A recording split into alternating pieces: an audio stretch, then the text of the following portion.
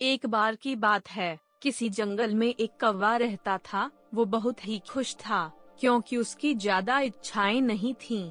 वह अपनी जिंदगी से संतुष्ट था, लेकिन एक बार उसने जंगल में किसी हंस को देख लिया और उसे देखते ही सोचने लगा कि ये प्राणी कितना सुंदर है। ऐसा प्राणी तो मैंने पहले कभी नहीं देखा, इतना साफ और सफेद।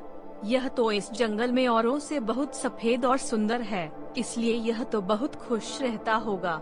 कौवा हंस के पास गया और पूछा, भाई तुम इतने सुंदर हो, इसलिए तुम बहुत खुश होगे? इस पर हंस ने जवाब दिया, हाँ मैं पहले बहुत खुश रहता था, जब तक मैंने तोते को नहीं देखा था। उसे देखने के बाद से लगता है कि तोता धरती का सबसे सुंदर प्राणी है। हम दोनों के शरीर का तो एक ही रंग है, लेकिन तोते के शरीर पर दो दो रंग है। उसके गले में लाल रंग का घेरा और वो सुर्ख हरे रंग का था। सच में वो बेहद खूबसूरत था। अब कौवे ने सोचा कि हंस तो तोते को सबसे सुंदर बता रहा है, तो फिर उसे देखना होगा। कौवा तोते के पास गया और पूछा, भाई तुम दो दो रंग पाकर बड़े खुश होगे? इस पर तोते ने कहा, हाँ मैं तब तक खुश था जब तक मैंने मोर को नहीं देखा था।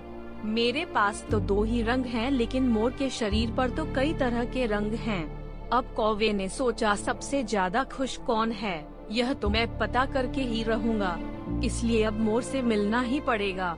कौवे ने मोर को जंगल में ढूंढा, लेकिन उसे पूरे जंगल में एक भी मोर नहीं मिला और मोर को ढूंढते ढूंढते वह चिड़ियाघर में पहुंच गया। तो देखा मोर को देखने बहुत से लोग आए हुए हैं और उसके आसपास अच्छी खासी भीड़ है।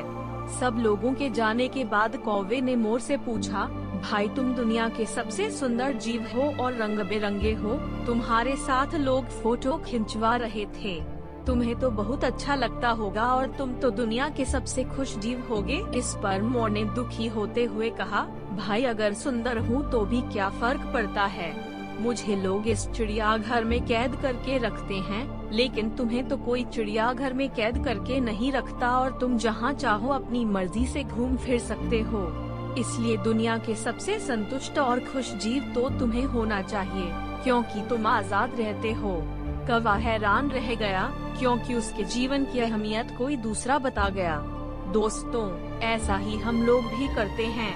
हम अपनी खुशियों और गुणों की तुलना दूसरों से करते हैं, ऐसे लोगों से जिनका रहन सहन का माहौल हमसे बिल्कुल अलग होता है।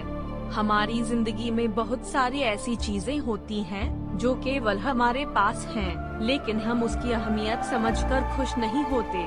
लेकिन दूसरों की छोटी खुशी भी हमें बड़ी लगती है, जबकि हम अपनी बड़ी खुशियों को इग्नोर कर देते हैं।